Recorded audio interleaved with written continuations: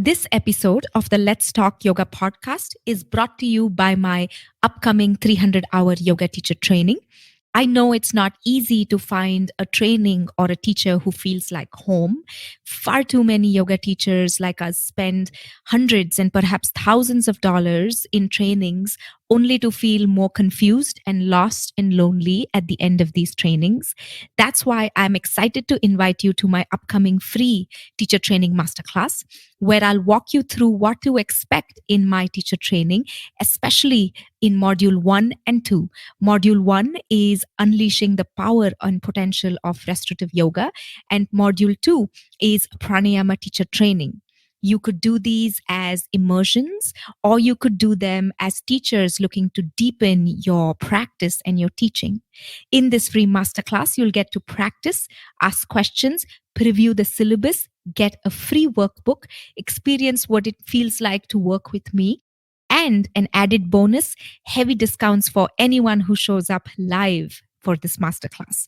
Why? Because I know how much yoga teachers make at the end of the day.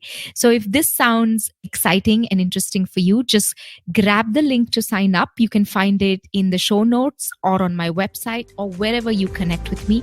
I can't wait to meet you on March 13th.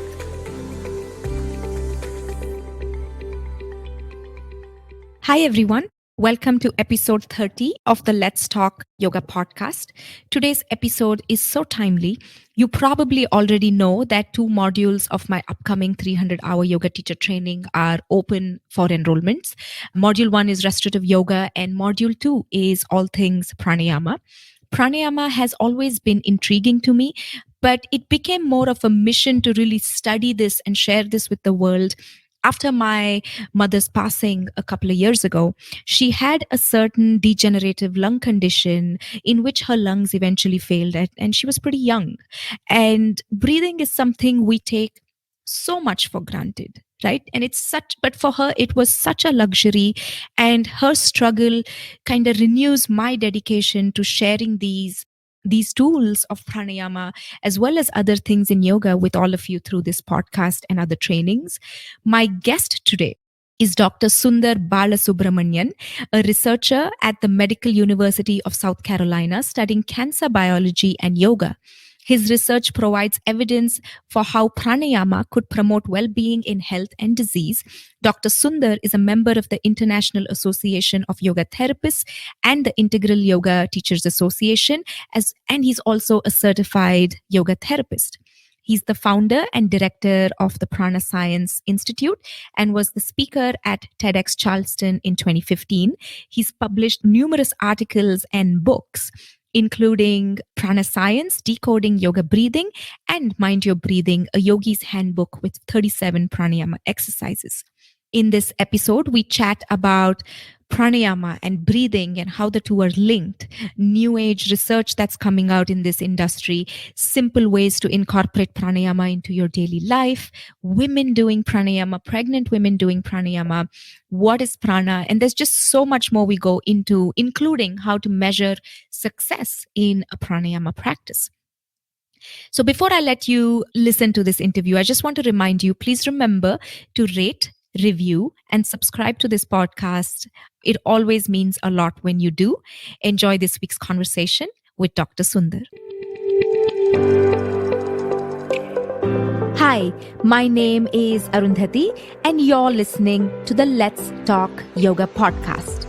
I'm an ex-Bollywood dancer turned yoga and wellness educator.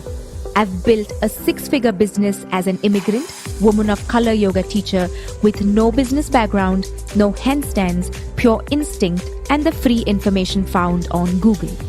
If you love doing yoga and you dream of teaching it someday, this podcast is for you. We go over everything from doing and teaching yoga to scaling a small business, living a modern yoga lifestyle, and so much more. You'll find interesting, fun, raw conversations along with some tips, tricks, strategies, and insights in this podcast. So grab your cup of chai and let's jump in. Hello, Dr. Sundar. Welcome to the show. Hello, Arundhati. Happy to be here. Thank you so much. Before we get into our conversation, I wanted to ask you, how does a cell biologist become a pranayama teacher? Has pranayama always been an integral part of your life? Actually, I would say I was a yoga student first before becoming a cell biology researcher. So I would say I started with yoga, started with pranayama, then the cell biology came into my life. So I would say that the order of introduction was first the yoga, and then I became the researcher. Wonderful. And when you say yoga, what kind of yoga did you study? Did you go to like a yoga teacher, or was this something your parents taught you? How was it during your childhood? Yeah, my father, I would say my father was my first yoga teacher. He had a small blue book. So I don't know. It says Tehapyasam. The title says Tehapyasam with the ink stain on it. There's a blue cover, the Rexin cover, but inside it's very nicely laminated papers. He would take that book and he would take me to the upstairs, open air, and then ask me to do these yoga poses. That is the first experience for me with the yoga. And then my uncle, one of my chittappa, maternal uncle, he is now maybe 74, something like that. He still runs 4 kilometers in the morning barefoot. So he still does that. So he's a very good yogi for me, and he showed a lot of poses, and I would train with him and my father. And of course, there'll be like kids doing all sorts of twists and turns back home. So those are some of the exposures that I have for my poses. That's But wonderful. the real training, or the more formalized training, was in my college days. And this was in Chennai, Tamil Nadu, or somewhere else? I'm just curious. It is in Tamil Nadu. Yeah, it is in Madurai. Near Madurai, there is a college called Vivekananda Gurukula College. It is near Madurai, Trivandrum. That is where I studied. It was founded by Swami Chidbhavananda. Swami Chidbhavananda is a disciple of Swami Sivananda. Oh, So okay. that's the lineage of, if you look at the integral yoga tradition, that's what tradition is. That's very interesting. And we're of course talking about pranayama. And I was wondering, is deep breathing and pranayama the same thing? Pranayama in general is the way we regulate our breathing, or the prana, energy within our body. Right? So there are so many different ways in which we can do pranayama. We can start with the deep breathing, we go to shallow breathing or retention of the breath. There are so many different ways of doing breathing exercises. For example, in just my most recent book, 37 Pranayama Exercises, Mind Your Breathing, that has very small number, I would say 37 breathing exercises. So there are so many exercises. Deep breathing is just one of them, very common one. It has the ability to listen to the breathing, extend the breathing, get to the real kind of the capacity, like realizing our capacity of breathing 6 liters of air in our lungs. But we use that all that much. We use just only half a liter during our shallow breathing. So this deep breathing exercises, what it does, that they will allow you to use your diaphragm to its capacity. So it helps you with deeper breathing, you filling and emptying a little bit more efficiently. That's much better for the system. So to short answer, deep breathing is one of the pranayama. Okay, okay. I ask you because, especially as you know, people who practice yoga and mainly asana, because a lot of people out here in the Western world, they interpret yoga to be asana. And they think that just because they're doing, you know, a steady in and out breath in their asana practice, they think that's enough pranayama. That's why it prompted me to ask you this question: is deep breathing the same as pranayama? I'm glad you clarified that. And I want to draw attention to your book, Mind Your Breathing. For anyone listening, that's really, it's a great book. And that's how recently I connected with you, Dr. Sundar, like I was telling you before we hit record. It simplifies pranayama. And that's what I enjoyed a lot about the book, because for so many people, they want to learn pranayama. They don't know where to start, who to go to. And that book, I'm so glad you wrote it. It's very helpful. Now, before we dive into pranayama, I won't do justice if I don't ask you about your research work. I've seen some of your TED Talks and heard some of your interviews before. You've done a lot of research on saliva, nerve growth, and breathing, correct? Would you be able to share a little more about the work you do? So this work was done in 2013. That was the first research that I did in the laboratory based on pranayama. And we had two group of people who were doing yoga breathing exercises and the one who didn't do the breathing exercise.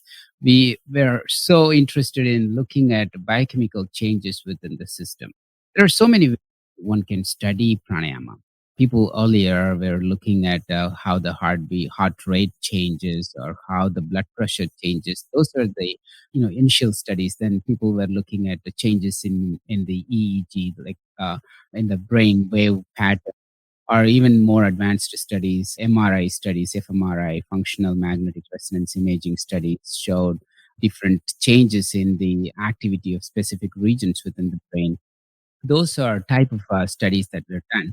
For me, I was looking specifically into biochemical changes. So of course earlier research showed that long-term practice reduced or changes the gene expression pattern in the blood cells.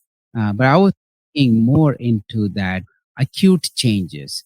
What are the acute changes that will happen? Not necessarily the acute changes, they will also be like a turn into like just like how you get energy as soon as you eat, right? So in the same, whenever you do the breathing exercises, there's a change in your biochemistry within your system.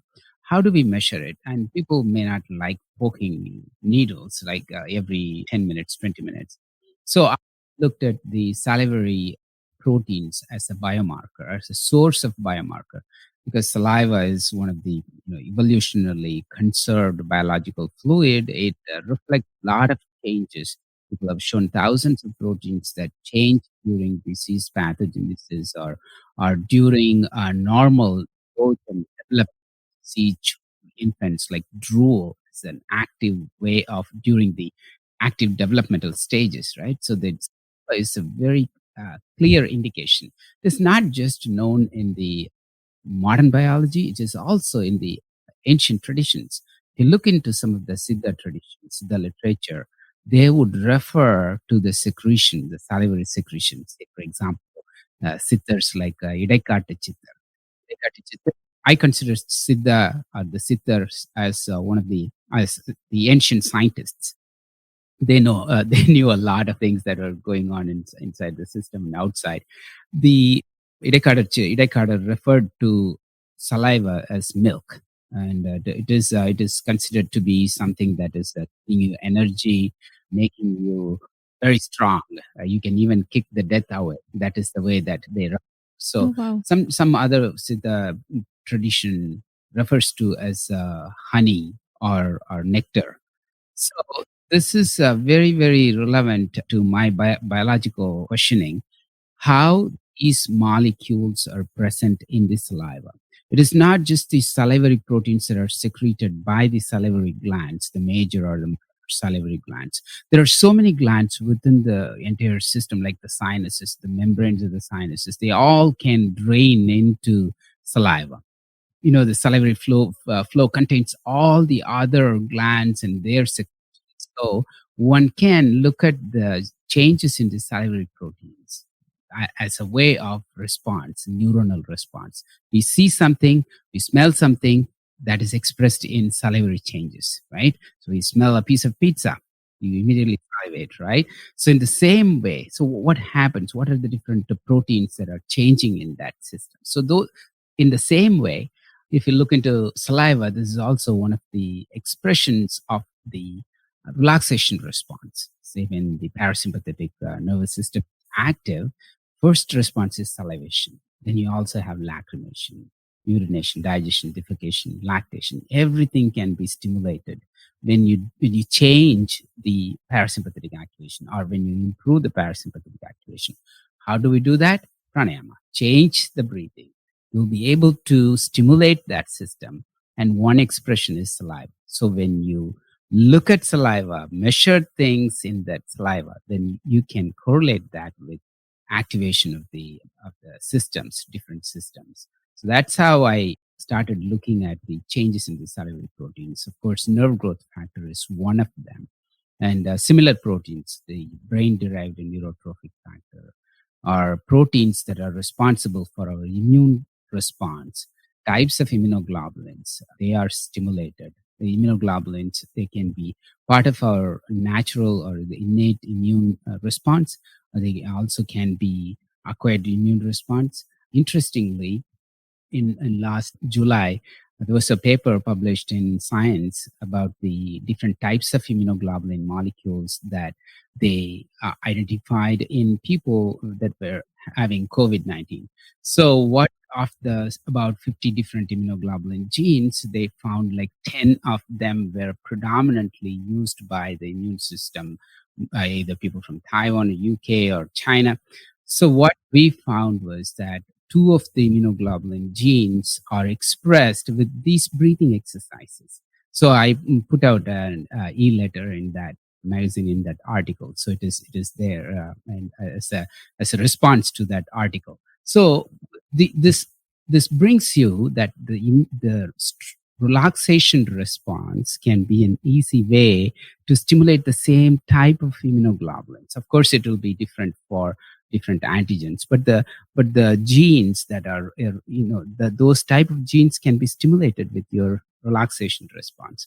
We also, for the first time, we showed that the tumor suppressor molecules, like the proteins that would block or remove the cells that are the cancerous, potentially cancerous cells from the system. So those type of proteins are also stimulated within the system. So these are kind of the new information for the field that we first established, that when you do a pranayama exercise, these are the changes that would happen inside your system that you can measure in saliva. It doesn't mean that you won't see that system elsewhere in the body. It doesn't mean that these systems will not be activated by any other relaxation, say Tai Chi or other type of exercises or any other type of relaxation. There is a common pathway that many different systems will use, and pranayama is one of the very easy and efficient ways. Mhm, mhm. There's so much you just gave us there. I want to pick on a couple of things. One is, where can people get hold of all this research information that you're talking about? Because I'll tell you, for us as yoga teachers or asana teachers, right, sometimes it's hard to find this new research.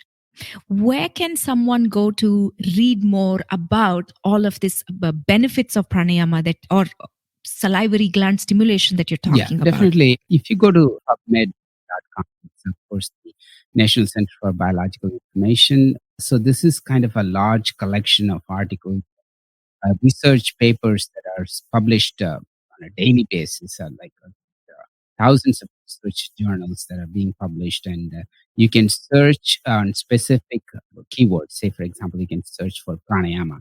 So it will give out all the research articles published, index peer-reviewed articles. So you can read those. And there are other ways, like the popular magazines, like Discover Magazine, International Association of Yoga Therapists, their magazines. They also are covering a lot of these highlighted materials. Like if there is a research that is very prominent, that would be covered in that article or a blog. And if you go to National Center for Complementary and Integrative Health, it's one of the institutes within the National Institutes of Health. You go to NCCIH. So that is the National Center for Complementary and Integrative Health. They have a very good source. Like there's a lot of articles, newsletters that you can subscribe. They talk about pranayama, yoga, acupuncture, all the different types of integrative wellness practices. So you can get that information also from there. So basically, you can look into PubMed is a great source for scientific articles that are published in this area.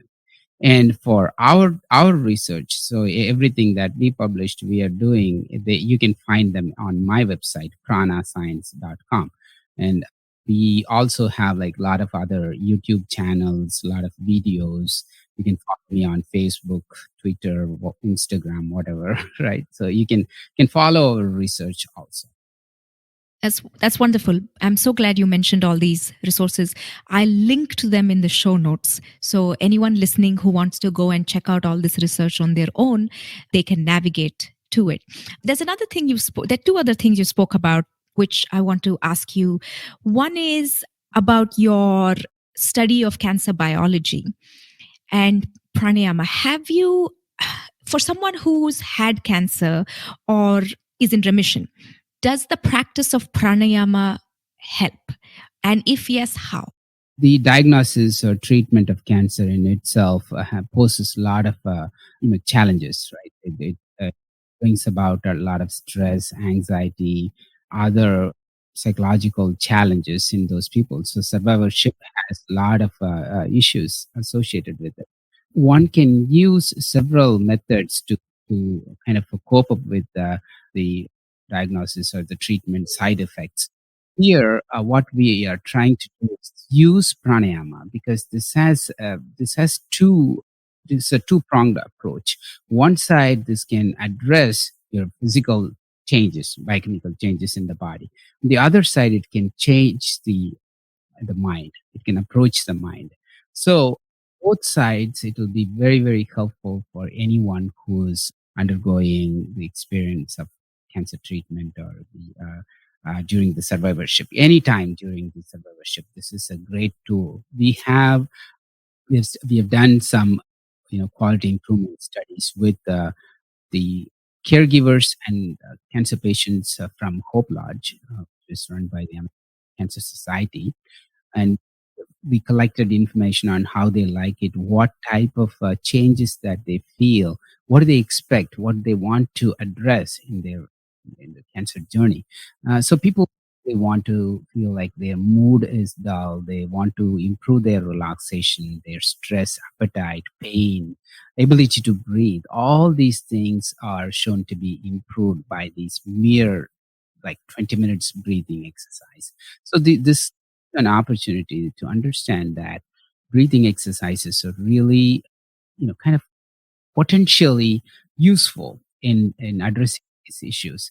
We also used this, we have been doing this for the past 3 or 4 years now at the Survivors Fit Club at the Medical University of South Carolina, where we combine this yogic breathing along with the other interventions like exercises, diet, and psychological counseling, everything. So it's together, we're providing the yogic breathing also. So in that case also, people love this exercise, and we hopefully will be continuing that research study. So this is mainly, it can happen through several mechanisms. Number one, how this addresses the stress response, and then also how it the we kind of save all our stress in the breath. When we don't breathe well, we are stressful.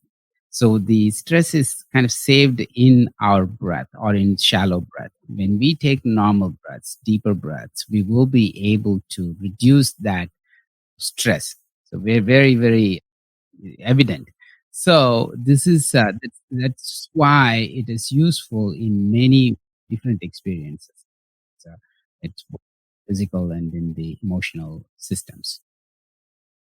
That's really helpful because my mother used to have cancer, and when I read that in your bio, I was like, I have to ask you about this, because one of the things she used to really struggle with is dry mouth, and I'm thinking pranayama would really help secreting and working with against that dry mouth condition. Right, right. Dry mouth is there in several conditions, in Sjogren's, the autoimmune disease, or in scleroderma.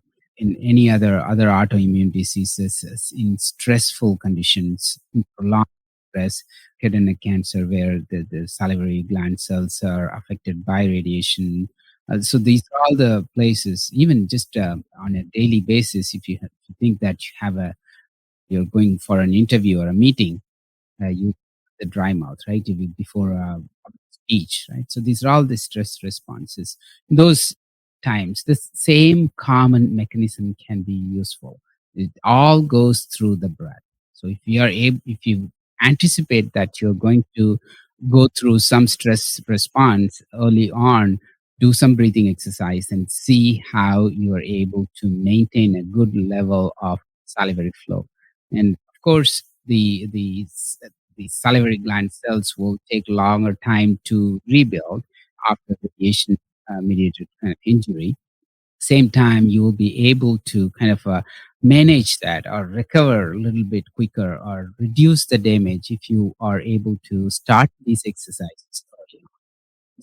These are the things that we haven't studied, but this is the area that we would like to put more effort in understanding. And there's one more thing you mentioned about COVID-19 early on. Have you noticed an uptake in people wanting to learn about their breath ever since the pandemic hit? Yes, definitely. A lot of people are interested in learning new pranayama exercises, largely because the availability of time now, and they want to make their system strong. I've been talking worldwide through virtual sessions all over the world now, talking about the importance of breathing, maintaining a good relation, and the availability of the different factors, really the immune response factors that you will be able to stimulate within your system, especially the mucosal surfaces if you don't have proper hydration of the mucosal system, you are making your system vulnerable for infections. It happens in dry mouth, and people with dry mouth will have more dental caries. So in the same way, you'll be able to kind of prevent any infection when you have proper hydration. So not only that, there are factors like nitric oxides. How you'll be able to stimulate that with the different types of pranayama. That is also another possibility. So a lot of goodness in pranayama, especially during this time, whether it is the mental stress or it is physical protection in terms of immune system, building your immune system stronger, or even recovery. So how you're able to recover from a disease. So this is also be very helpful. So that's why I see a great increase in interest. A lot of celebrities talk about pranayama, different types of breathing exercises. So that is also giving more kind of a boost for this area. And also, I think, just hearing from experts like you about the real benefits of pranayama is always so valuable. I wanted to ask you a couple of questions specific to the practice. And these are simple questions, Dr. Sundar, but I feel like sometimes people don't know the answers to some of these simple questions. So let's start with, how much time should a person dedicate to a breathing practice or pranayama during a given day? 24 hours. Just kidding. Yeah. So the frequency, how often we should do it, really depends on our lifestyle. And these days, it is not very easy for us to focus on just breathing all the time or every hour. But I would say that whenever you get a chance, just look at the breathing. Turn to see, how do I breathe now? So that mere watching in itself will be helpful in terms of correcting it. If you kind of without you knowing how you're breathing, you may be accumulating stress. You may be doing the shallow breathing. So watch the breathing whenever you get a chance. Whenever you take a quick walk to the library, to wherever you're going, so just to take a look at how you're breathing and then try to change it. The changing the breathing can be as simple as taking a few deeper breaths or doing some humming or humming your favorite tune, or any type of chanting. For example, when I go to work or when I drive, I do a lot of chanting, singing. Those are type of breathing regulation practices. So you take a deep breath and then chant for a longer exhalation. So this becomes a practice. When you do these kind of practices, your breathing automatically regulates and extends. Mhm. So I just thought of something that you were talking about. And can you clarify a little bit about inhalation, retention, and exhalation? Because so often when we talk about deep breathing, right, everybody sucks in like a big inhalation. But the exhalation and retention are also equally significant, correct? Yes, yes. So all the steps of like breathing in, holding, breathing out, and holding. These are all the four different ways in which you can do the breathing exercises or the pranayama. All four steps are very, very important. So the breath retention, for example, when you inhale and hold the breath, what happens is normally our system produces carbon dioxide, right, as a normal cellular function, and we exhale that amount of carbon dioxide whenever we breathe out. So when we hold the breath, what happens is that the carbon dioxide level slightly increases. So that slight increases informs the whole entire system. There is a lot of carbon dioxide built up. So what happens is that the blood vessels will open up a little bit more. So the next breath that you're taking in will be able to send a lot of oxygen throughout the whole system. So this gives a very good perfusion, very good supply of nutrients to all the system. That's why Tirumular says the organ systems will be reddened. Urupu chivakum, romam karukkum, purapattu pohan purisadeyone, which means that the organs will be nicely supplied with fresh blood, and then the life force will not leave the body. That's what Tirumular says. So it is very important to focus on every single stage of the breathing. Four different stages of inhalation, holding the breath, and the exhalation. When you exhale, exhalation is the part where you're actively using your abdominal muscles are nicely exercised when you exhale. So in Tamil we have a saying, "Moochu vida mudiyala." So what people that means I cannot exhale. When people cannot breathe, we have a saying called "I cannot exhale." That's how we say, because exhalation is the one that we do with effort. The inhalation goes on because of the pressure gradient. So that's how you have to put more effort in exhalation. So the exhalation and the breath holding, again, when you hold the breath after exhalation, you're kind of putting the system into stress, just like fasting. So you're not giving enough oxygen. So you're depriving the system of oxygen. So the system will kind of use that as a challenge and turn on some of the protective mechanisms within the body. So this is also again a very good way of training your system in two different modes, two different extremes. So breathing in and out longer, breathing in and out, this is also good in terms of getting your lung capacity maintained. That's the vital capacity. Your vitality depends completely on your ability to breathe well. Hmm. Hmm. That's really, really fascinating because so many times people are like just taking a big in breath and completely forgetting about, antara kumbhaka and forget external retention.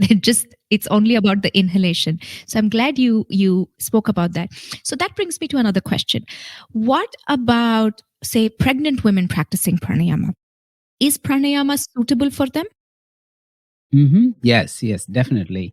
As long as you're comfortable doing the exercise, one can do a lot of any type of breathing exercises that they are comfortable with. They can do it. In fact, starting early on in pregnancy will help them in throughout the journey. So their stress level will be reduced, and during the childbirth, after the childbirth, the breathing exercises will help them in so many different ways. As I mentioned earlier, the salivation, lacrimation, all the stuff, including lactation, can be stimulated with the breathing exercise. So I have a lot of people telling me about their experiences. Okay, I'm able to pump more blood. I'm sorry, pump more milk. That's how it is helping them. We also have like things in our songs that when cows in the Gokula were listening to the flute of Krishna, they pour milk out, right? So those are the songs that you're familiar with probably. So this is a way that it's again a relaxation response. And postpartum depression, we also have a lot of these things, kind of interwoven in our tradition. People sing lullaby, right? The lullaby is tal art, the moving the tongue. So when you move the tongue and then sing a lullaby, you're also regulating your breathing. So nice deeper breath and then sing the whole line with the extended exhalation. And she also thinks about her family, her brother, and then her place. So everything is kind of helping her to kind of relax. So that is one way of addressing some of these emotional challenges that a new mother faces. Right? So all these things will definitely help them. There's a lot of scared thing going on. Oh, if you should not be doing the retention, or you should not be doing these exercises.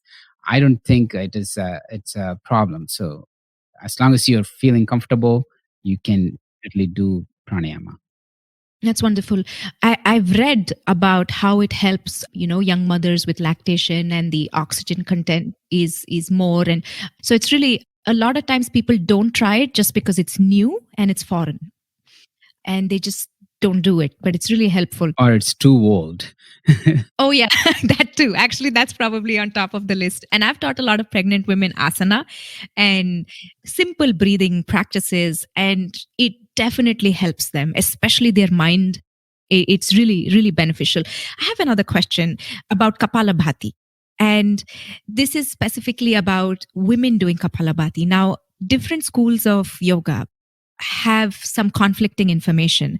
So I was wondering if you have any insight on, should is Kapalabhati a safe practice for women? Because a lot of people watch Baba Ramdev in India, and early morning everyone's doing like hundreds of rounds. Is this safe for women, or is it ever too much? It could be too much when you're doing really for a long time without any awareness of what goes on in your system. First of all, I wouldn't say that it is not good for women. No, it for everyone. So women can do it. Women are doing it, and it is not a problem. There are certain precautions. It's like any other practice, right? So there are some conditions in which people should be very, very careful and not doing, say, for any surgery in the head, or any previous problems in the brain, or people with the epilepsy. These are all the conditions that one has to be really, really careful.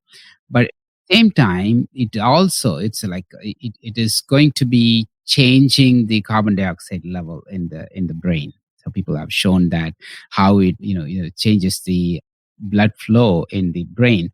So that it actually is, it could be risky if somebody is not aware of their system, how they react to this exercise. I always tell that it is okay to try the exercise and build it up very, very slowly. So just watch, because these exercises will be improving your ability to watch inside. So that is the number one, interoception, how you are able to watch what goes on inside your body and mind. That is the first thing that the pranayama shows you. So just to do a few rounds and see what happens inside your system. Do that very slowly, and don't rush into practice. You may be learning it today, and in the next few days, don't go from 1 round to 50 rounds. No, just build it very slowly. Do that for several months, and then see how it is. So that's you are the best person to look into your system, other than any other person from outside. So it is Absolutely. has to be guided by you. Hmm. Hmm. So I have two more questions for you. One is, how important is it to have a strong asana practice? Do you see a direct relation between people who do asana to people who don't do asana and attempt pranayama? Yeah, definitely. Asana practice is traditionally you have to condition your body before going, right? Asana and then pranayama. And but it is also, you have to also consider that some people cannot do asanas. So as soon as you show some asana poses, people will be like, no, I'm not able to do that. So is there anything else in the whole practice of yoga for me? So that is where we have to consider the Atanga yoga practice as the parallel entry pathway. So you can, for people who cannot do asana, you can introduce pranayama. That's how I see that. How do we introduce these practices, yoga practice, to patients who are suffering from, illnesses, bedridden people? How it's That's where we consider that pranayama is an important tool for them. And if you're able to do asanas, definitely asanas is wonderful.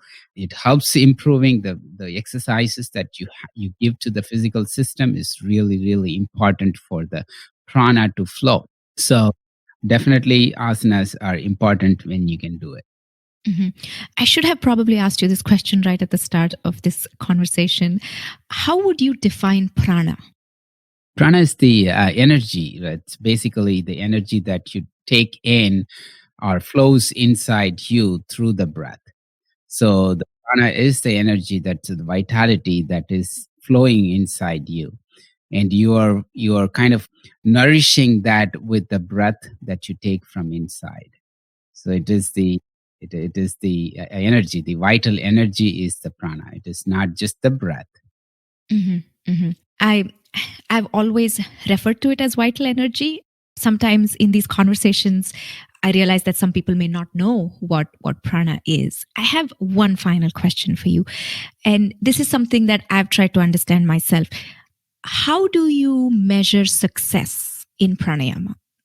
Hmm. So it depends upon what your goal is, right? For some people, breathing right, or for some people, okay, I want to reduce the number of breaths from, say, 20 times to 5 times a minute, right? That may be success for some people. For some people, it may be how can I use my prana to a better meditation? So for some people, that will be the goal. So it really depends on what your goal is. That's how you can use prana as pranayama as it is a tool for everything. Say, for example, Tirumula wrote 3,000 poem in his book Tirumantram, 3,000 poem on four major chapters: Sariye, Kiriye, Yogam, and Jnanam. In all those four chapters, he would be talking about pranayama, regulation of your prana energy. So, which means that whether you want to achieve anything through your body, through rituals, through yoga, or through your wisdom or inquiry, you have to go through the way of prana. So the prana is the route. It is the main tool for achieving all these four ways of enlightenment or self-realization. So it is important to keep pranayama in whatever journey that you're going. Got it. That's really important that you mentioned that, to keep pranayama in all these aspects. So, Dr. Sundar, this has been really, really insightful, and I'm sure so many listeners will benefit from this conversation. Can you tell us where people can connect with you? Sure. They can go to my website, pranascience.com, PRANA, science, SCIENCE.com. And they can also follow me on my Facebook/PranaScience, or Instagram, Twitter. They also can Google my name, Sundar Balasubramanian, or Sundar and Breathing. They'll be able to get these information. I also conduct a lot of sessions. So we have some sessions going on currently, and we'll be doing several pranayama sessions with the online courses, teacher training, early morning sessions, so many of them. So you can also send a one-liner to info@pranascience.org. You can send an email if you want to be on our mailing list to know about our programs. This year is particularly very exciting for us. We are expanding a lot of our newer programs, and there are some good new research projects, and of course, products are also coming through. So it's an exciting year for us. That's wonderful. Yeah, please stay in touch. And Arundhati, it's a real pleasure talking with you. I didn't even know that the time flew by. So it's a great pleasure and great questions. I really enjoyed the conversation with you. Thank you. Thank you so much, Dr. Sundar. Thanks for tuning in. I hope you enjoyed that conversation. Please remember to rate, review, and subscribe to the Let's Talk Yoga podcast. I'll see you next week. Until then, take care. Bye-bye.